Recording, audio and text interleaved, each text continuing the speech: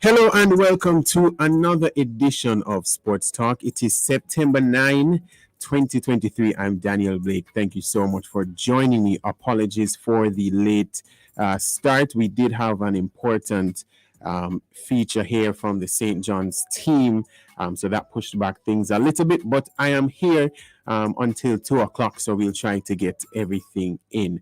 Today, we'll be talking about the Reggae Boys because yesterday, in the Nations League, that's the CONCACAF Nations League, they recorded a 1-0 victory over Honduras. Damari Gray, who just signed a cash-rich deal to join the Saudi Arabian League. He got the winning goal, and we will hear from him as well as Coach Jaime Hallgrimson shortly. They did a press conference, so we will hear the questions and answers from that. Also, we'll hear a special feed done by Bloomberg about how India made cricket a multi-billion-dollar business. Now, why is that important? Well, because Jamaica at this stage is not going to host any match at the T20 World Cup next year. It has caused a lot of issues, a lot of uproar. We are told that there's a bit of last-minute scrambling with the government and everybody trying to get a match here or matches here at Sabina Park. But they, in my opinion, waited too late. But later on, we'll talk about that. Remember that you can listen to the show on the Love FM app in the Google Play or Apple Store, depending on what smart device you have. You can also listen online, love101.org. You can also tune in on YouTube and Facebook, where I should be right now. So hello to everybody watching.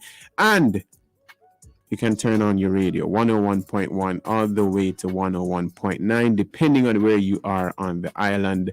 So ensure that you get the best signal possible. So sometimes when you think that it's not too clear, it might be the case that you're not on the right band.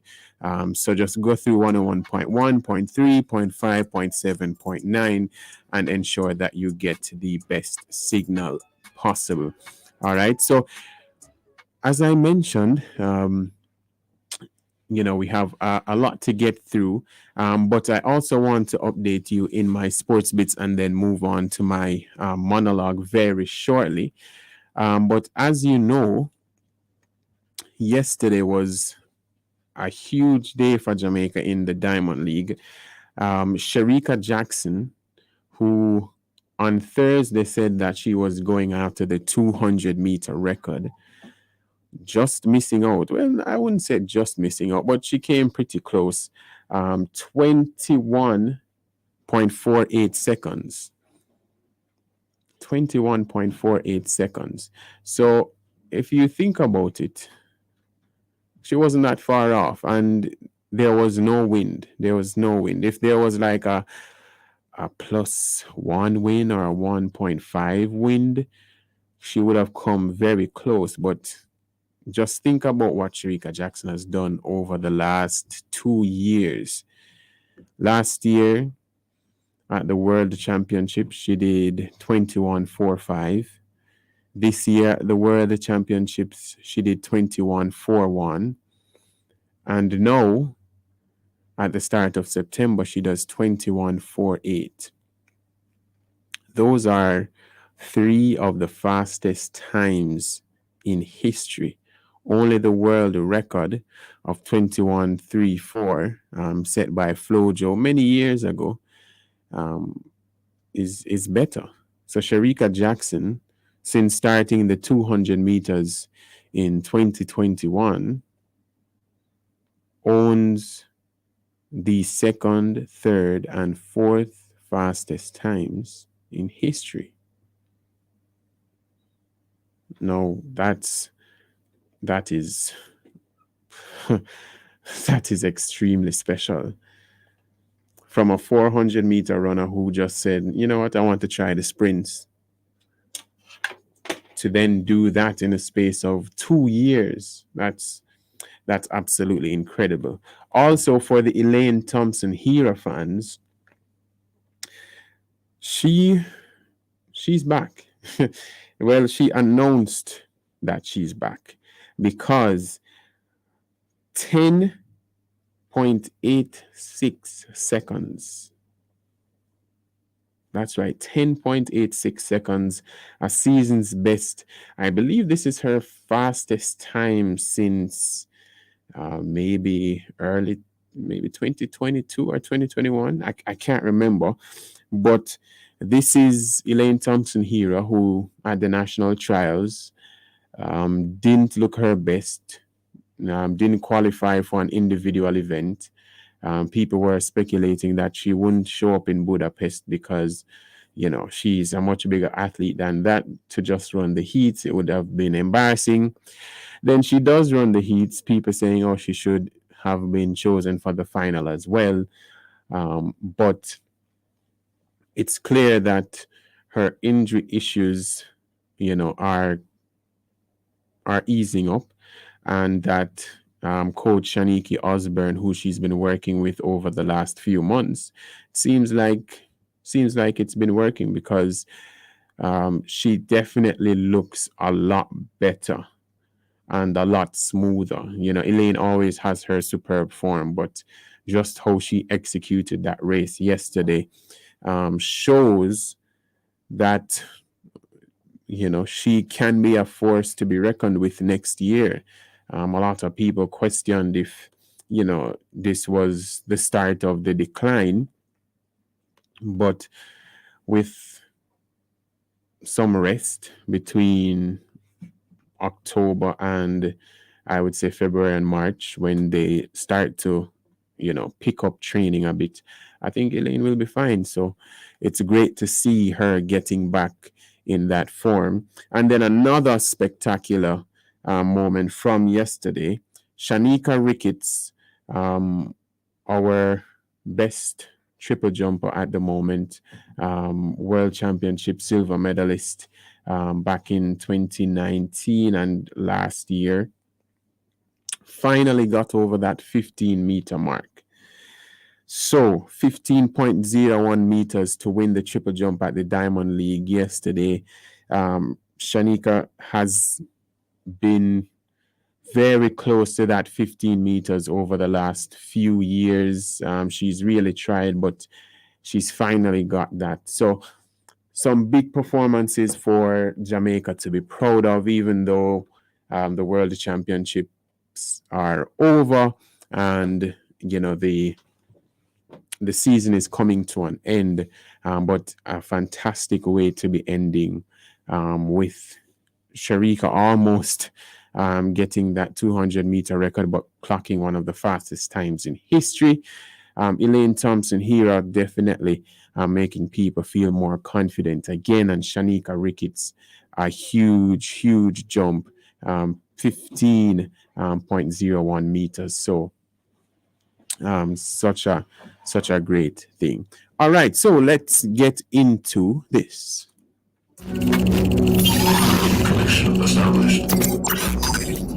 It's time for Daniel's weekly monologue. I'm Aria Brown Blake. I'm Dave Blake. I'm Hope Blake. I'm David Blake. And it's time for the Danielog. The Danielog. The Danielog. The Danielog. I will love it. And I think I deserve it. So, did anybody go to the... All right, don't bother answer. Answer in your head, because I don't want you to text in and you feel embarrassed if I read your name out on air. But did anybody go to the Chris Brown show a few weeks ago? At the National Stadium? If yes, tell me so I can call your name on air. No, I'm joking. But Chris Brown came here when was it? Maybe 2 weeks ago. And it was kept at the National Stadium. It was apparently one of the biggest shows kept at the stadium. They said that it drew more attendees or more people than the Burna Boy concert. I think the Buju concert was probably the biggest when he had just come back from incarceration overseas, and that show was huge. But Chris Brown came a few weeks ago, and it was huge. But I'm not here to talk about that. The National Stadium was not looking good. The field was looking awful. And this, knowing that the Reggae Boys had a game scheduled for Friday, September 8th. Then, on Friday, September 9, Saturday, September 9, the schoolboy football season gets underway. That's right, this afternoon, National Stadium. So we have that. Then, on Tuesday again, Jamaica will be playing Haiti. That's the Reggae Boys will be playing Haiti again. So Friday, Saturday, Sunday, Monday, Tuesday. 3 major events in 5 days. And just last week or the week before, we had Chris Brown and tens of thousands of patrons on the National Stadium field. And as usual, those in charge,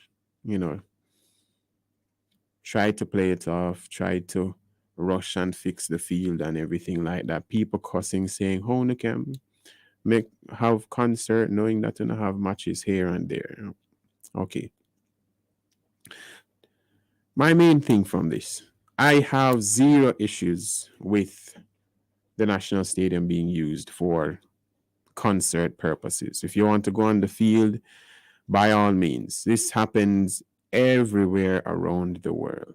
So it's not a new phenomenon. It happens in the United States, it happens in the UK, and sometimes it even happens on the same day. So for example, I know that Tottenham Hotspur in the English Premier League, their new stadium, they played a game like in the morning in the Premier League, and by the next evening they had a big show with some artists. I can't remember who the artist is, and they have hosted NFL games and then have had Premier League games right after that. So I have zero issues with our national stadium being used for entertainment purposes or whatever other purpose, because I understand that in Jamaican terms, we broke like dog. But my main problem is, if you're going to do that, you're going to have to ensure that you maintain the place properly. So if they want to step on the grass, if they want to have things on the field, go right ahead. But when you do that, do you have people in place to ensure that when these matches come around, that it's a quick 1-2? And by the way, no disrespect to our national stadium field, but even without the Chris Brown concert and all those things, the field wasn't that great to begin with. It's all right. It's obviously probably our best in Jamaica. Some people will say Sabina Park, even though I don't like Sabina Park as a football stadium. The way it's built, it was built for cricket, and then the middle of the field have the pitch, so it's sort of elevated. But anyways, so the National Stadium is all right, but it's not a world-class field where teams from all over the world would come and say, "Wow, we can play slick football here." No, it does its job, but it's not maintained on a regular basis. Okay, let me not say that.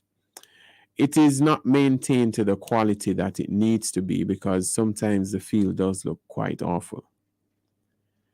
And then you decide to have that, rent out the field to the Chris Brown concert. And remember, weeks before that, you had the Grand Gala, which was when August 6th. And then you're going to have the Reggae Boys play Friday.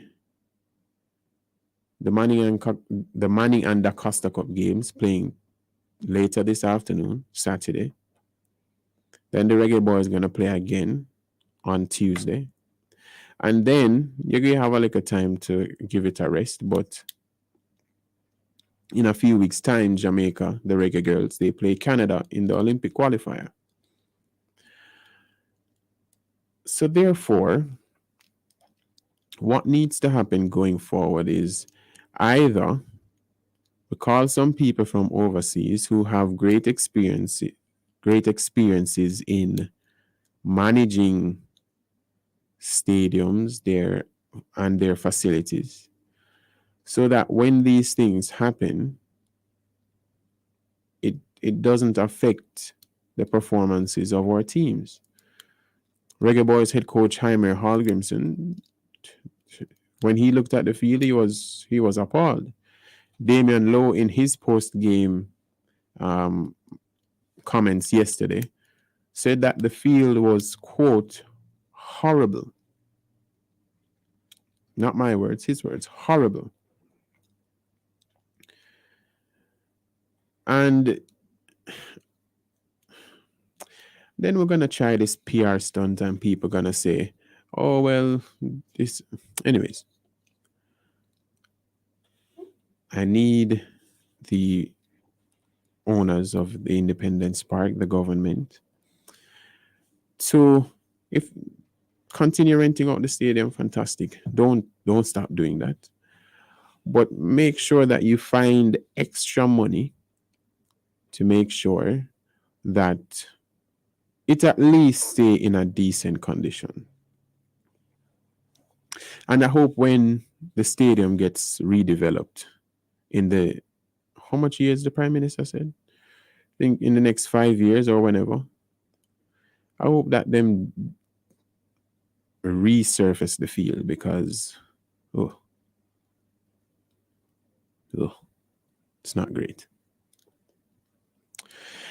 That's my monologue for today, and we have to take a break here inside Sports Talk. Already it's 1:33 and we end at 2. Apologies again for the late start, but we're going to try to get everything in before 2 p.m. And after the break, you will hear from Reggae Boys head coach Jaime Hallgrimson and Demarai Gray after their win over Honduras in the CONCACAF Nations League on Friday. So stay with us.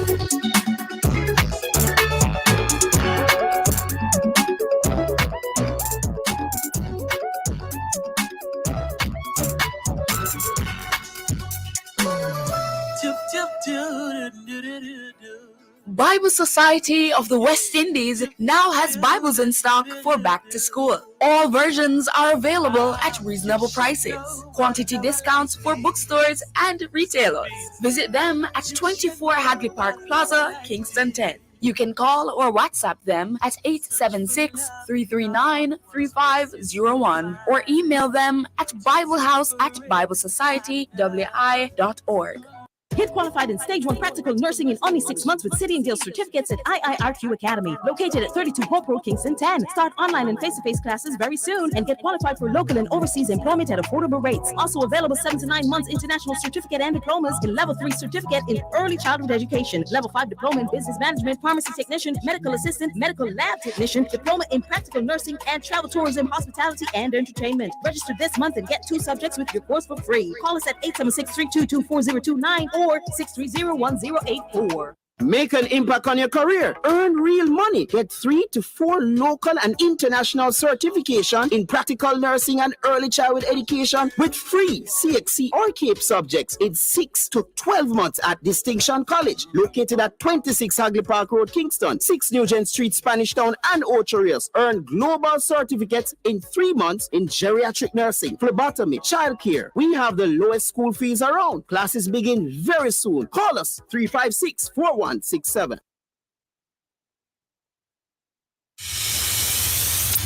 The station of choice, above the noise. Love 101. The family station.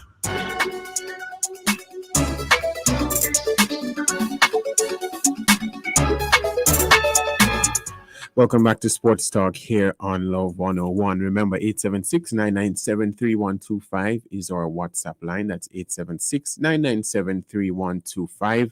If you have any sporting comments that you want to leave about whether it's the Reggae Boys, the stadium field, the Cricket World Cup potentially not coming here, Sharika, Elaine, anything that our athletes are doing, let me know on 876-997-3125. Or if you are watching on YouTube and Facebook, you can leave those in the comments. And thank you to Pauline, Alice, Sandra, and Paulette for sending their wishes.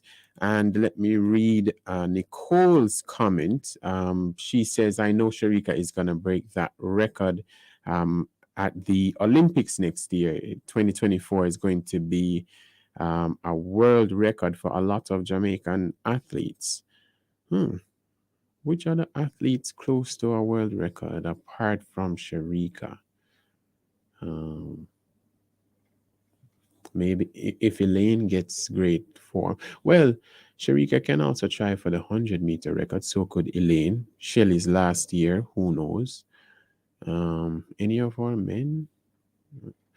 I forgot to think about it. But something that I don't have to think about is the result from yesterday, because the Reggae Boys, they beat Honduras 1-0 at the National Stadium. Not the greatest national stadium, but our national stadium.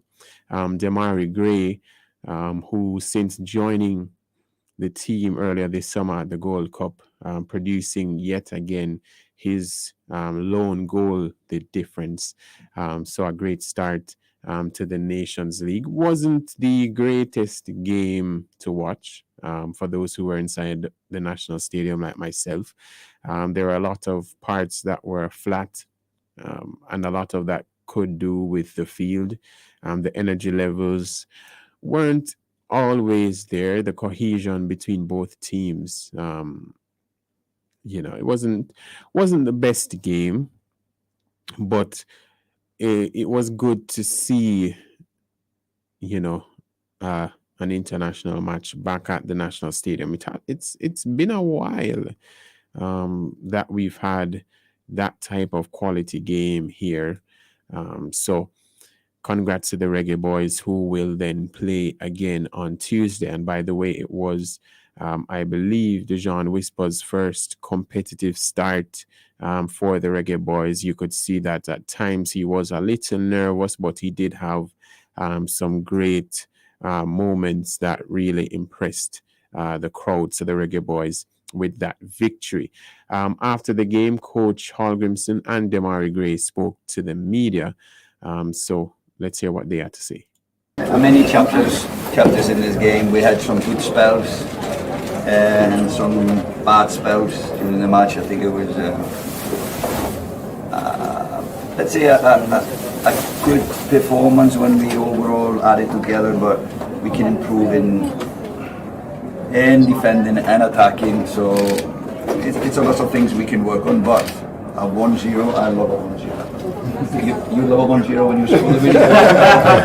Yeah, I got asked that question the other day, what I would if I'd prefer to score the winner or 3-1 off the line. And I said to score the match-winning goal, but on a serious note, it was important that we got the 3 points, because that's all that matters in the end. It wasn't the nicest game. Credit to Honduras, because they come and attacked and they made it aggressive, they made it difficult for us, but the second half we come back together and we come up with a game plan. And you have to be patient in these games and wait for the moments, and luckily the moment fell to me, and on this occasion I scored, and I'm happy to be back home as well. To score in front of the fans was a great feeling. So most importantly, we take the 3 points. We look back at what we've done good, what we've done bad, and focus on the next game. Alright, we'll open the floor now for questions. Go ahead, Rashid. Coach Rashid Bashman, the midfield, I want to know your assessment of Latibadir's performance tonight. Do you think he's lacking in confidence, or what do you make of his overall performance? I really don't want to talk about individuals. The performances in a aftermatch press conference before I looked at the game again. I think we were off in midfield in general. First half, we invested too many players in the build-up, lacking in the connection between the defense and the attack. So we didn't find the players we want on the ball. We tweaked that a little bit at half-time.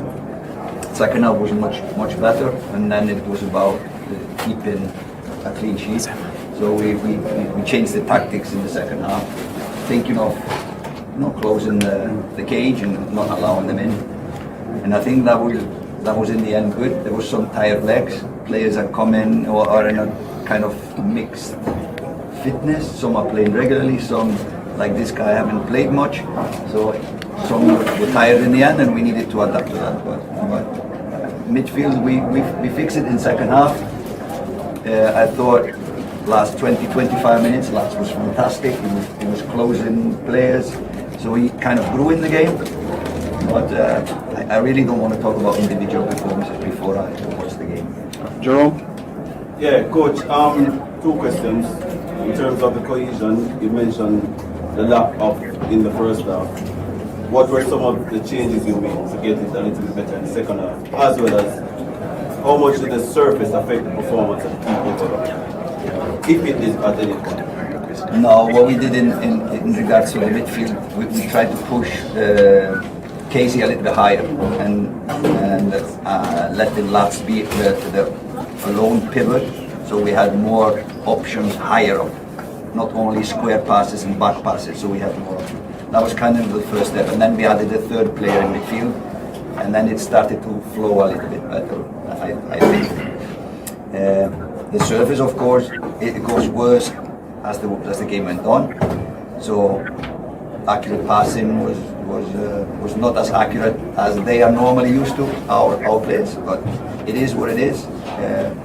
It could have affected us, but it didn't, so we are lucky and happy that we kept the clean sheet. Jamal? Jamal, top of 876 Coach, something a little tactical. Since you come in, we've noticed a more sturdy defense. Is it something that has to do with tactics, or is that just the players working harder? What's the reason behind that? I hope it's a little bit of both. We try to work on it, we try to have it simple, and then just to involve more players in our defensive game. In a national team environment, you need every 11 players to defend. Livingston? Your first game from season. Tell me what was it like for you, and just give us an update on your move also to Saudi. Yeah, firstly it's good to be back here, playing my first game in the stadium, to score. For it to be the match winner makes it that bit more special, but the objective was to get the 3 points and help the team progress, and hopefully I can do the same, the team can do the same in the next game. And in terms of my transfer, I think it was time for me to move on, and speaking to the manager there, I felt like I wanted a new challenge, a new opportunity, something completely different, and it's the hype around the Saudi League at the minute is it's quite big, and a lot of players are going out there, so I think for me and where I'm at in my career right now, it was a good idea for me, and I had influence of other players. Henderson, who's there, phoned me as well, so I had some good advice, good guidance, and it helped me make my decision. And obviously, being from England, where my family live, it's a hard decision. I think football, sometimes you have to sacrifice, and I decided to make this choice. Disappointed with how you and the club separated? No? Disappointed with how you and Everton separated? Yeah, always.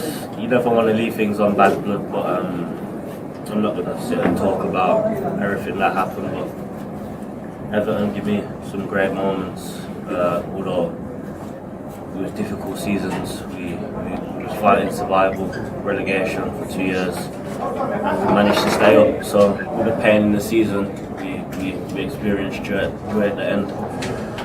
But this year I wish them the best. I made some good friends there, and that chapter's over now. Focused on here now, the next game, and when this is done, I'll go and focus on Saturday. Leighton, coach. From now on, he's called Sheikh Dini.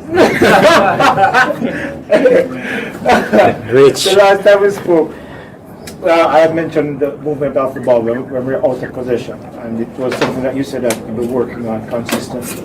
How do you rate that tonight in terms of the team performance in that particular aspect? I think we showed glimpses of improvement, spells, like I said, spells in the game when we looked really good, and then on other times we didn't look as good. So hopefully he's coming there. The players are getting to know each other better. The players are getting to know the system better, etc. I thought though the balance, even though they got some chances, I thought the balance was okay, especially defensively. But we were missing some attacking moments. We kind of were lost at times going forward. And what about tempo? Is this the tempo that you want to play, or do you think it should be maybe different in some way? We wanted to play a high tempo on the ball, but we still also wanted to improve possession in general. So we're somewhere there in between, I would say. But the challenge is to find the moment when to go fast and when to go slow. That happens when players get to know each other better and we play more games together. So you think it will come in time? Yeah, it will come. Eddie? How long ago? Eddie Vision TV, Damari, first game at the office. What was the atmosphere like? Was it what you expected?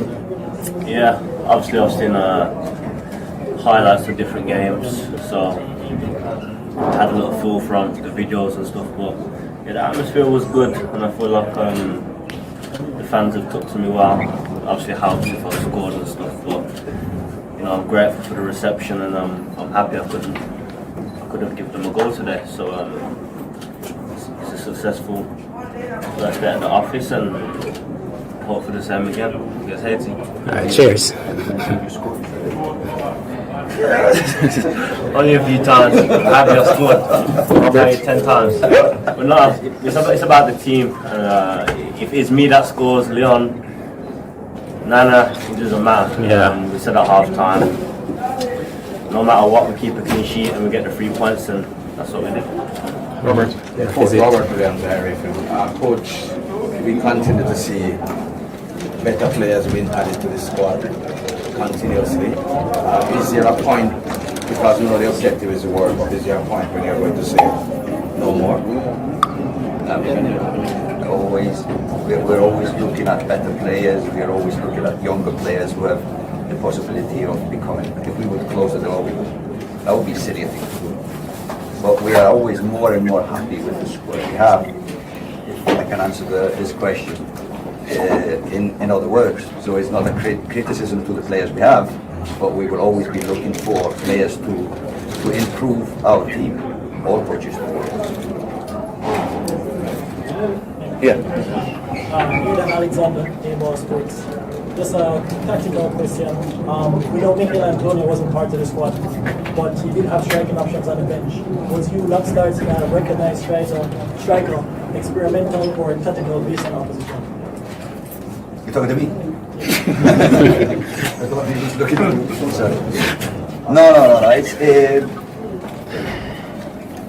so Shama would be an obvious replacement for Enwars in the Gold Cup, and you know that. He just came so late, he missed all the training sessions, so we could only do a 20-minute individual session last night with him.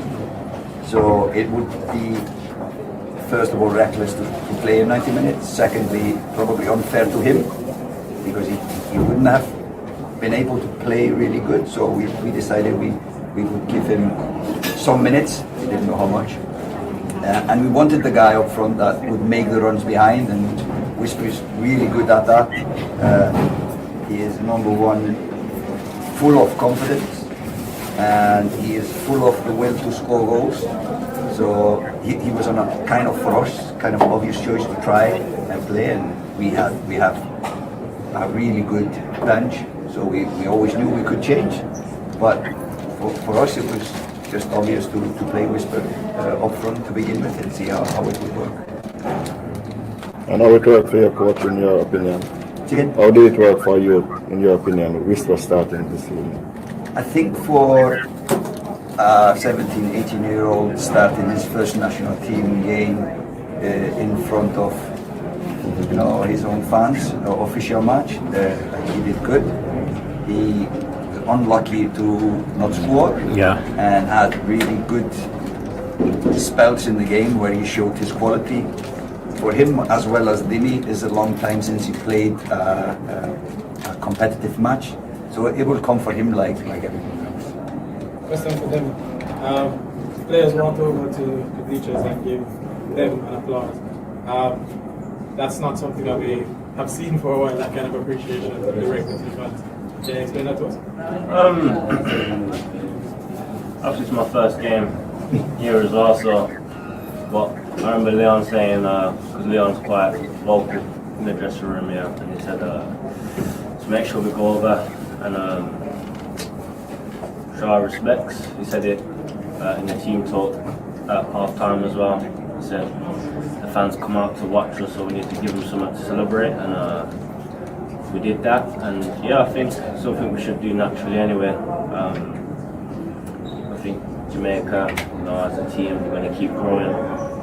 As the manager said, even when it comes to bringing in different players, we want to get stronger, but when it comes to the fans, we have to always give thanks to them, because without them, we're half as strong. And when we play at home especially, we have to give our best and try and make the game entertaining and win games most importantly. All right, Jerome, we'll have the last question, and the mix zone will be outside everybody. All right. Coach, the referee, your thoughts on performance? Slippery. No, he did some, I would say, he did some mistakes, what we all do. I think we should have had at least the second yellow card when Leon was going in the box.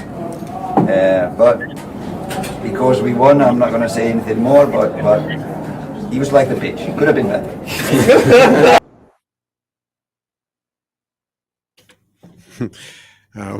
Could have been better, just like the pitch.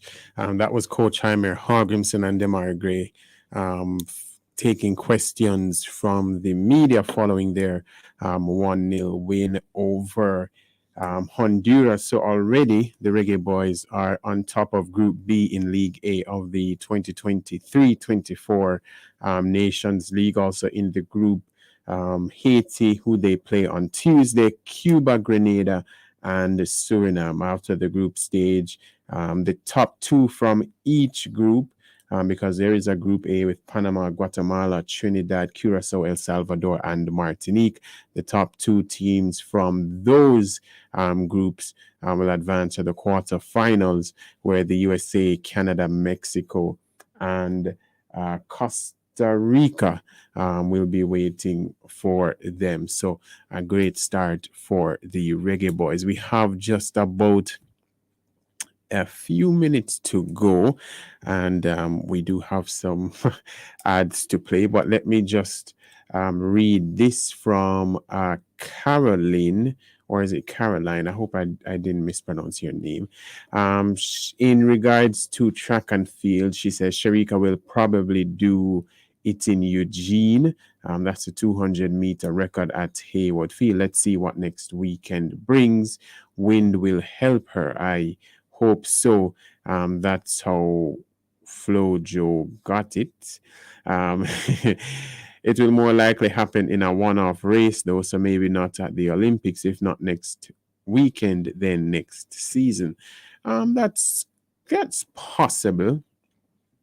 I do think she has a better shot at doing it in Paris. I do understand her going for it now, because nothing is promised to you. The sport is, and not just track and field, but sports in general is quite unforgiving. So God forbid a major injury happens, and then she'll probably regret not going after it at a meet, whether it is a Diamond League or just any other meet.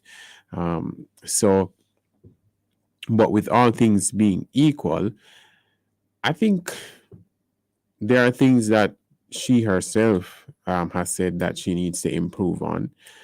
And knowing that she has just been focusing on the sprints over the last 2 years, I think next year she'll be able to get a lot of things right, and her form can improve a little more. How she executes her race can improve a little bit more. So who knows? I'd love for her to do it next week in the Diamond League final. But if she doesn't, breaking a world record at the Olympics is huge. Like the world is watching. So even though the World Championships happened a few weeks ago, the world wasn't watching. And by that I mean, when it's Olympics time, like every single country is focused on it, because it's not just track and field, it's all the other sports. The Olympics is, apart from the World Cup, it's the biggest sporting event. So everybody will be focusing on it. And that's one of the reasons why Bolt was so popular to the world, because 2008, which was supposed to be the year of Michael Phelps and the Team USA basketball team, for Usain Bolt to go on that track, puff him chest going over the line, breaking the 100-meter record, 9.69. Then going in the 200 meters, and then breaking Michael Johnson's fairly long-standing record, which a lot of people felt could not have been done. The world took notice. He didn't need to do anything else apart from what he did on the track.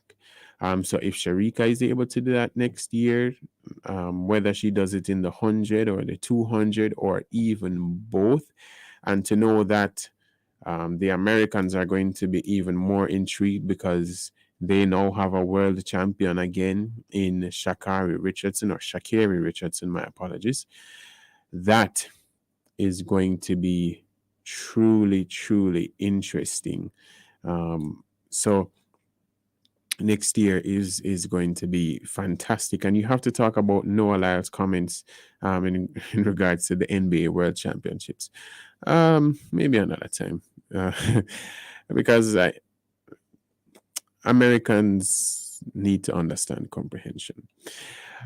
But that's it for Sports Talk today. Once again, we know that we started a bit late, but we hope that you enjoyed the show nonetheless. We hope next week we'll be able to make it up to you. Sports Talk happens every Saturday afternoon from 1 to 2 p.m.